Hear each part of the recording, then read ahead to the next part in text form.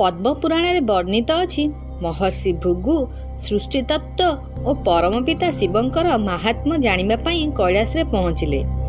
ठीक सही समय भगवान शिव माता पार्वती सहित एक निवृत्त स्थान में रतिक्रीड़ा अर्थात सृष्टि सर्जन मग्न थिले।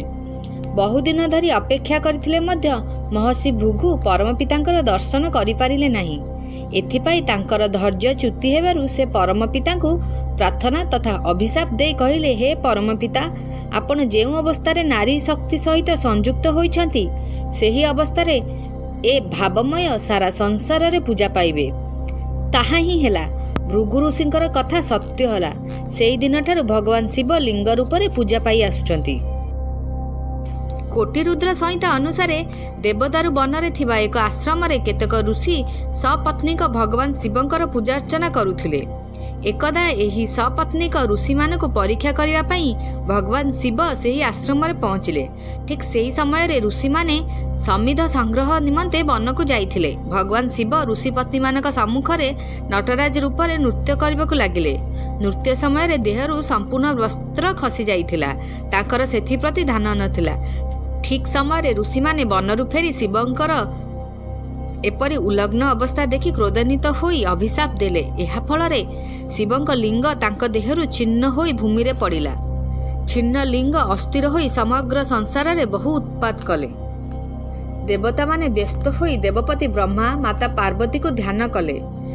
ब्रह्मांक ध्यान रे संतुष्ट होई माता पार्वती समस्त जानिपारी मर्त्य को आगमन कले। माता भगवती देवी पार्वती शिवंकर सेही छिन्न लिंग को निज शक्ति चक्र जोनि मध्य रे धारण करी शांत कराइले। सेही दिन एकांत भक्ति और निष्ठार सहित सपत्नीक ऋषि माने शक्ति चक्र सहित लिंग पूजा कले। फलरे सेही दिन ठारू भगवान शिवलिंग रूप रे पूजा पाई आसुछंती।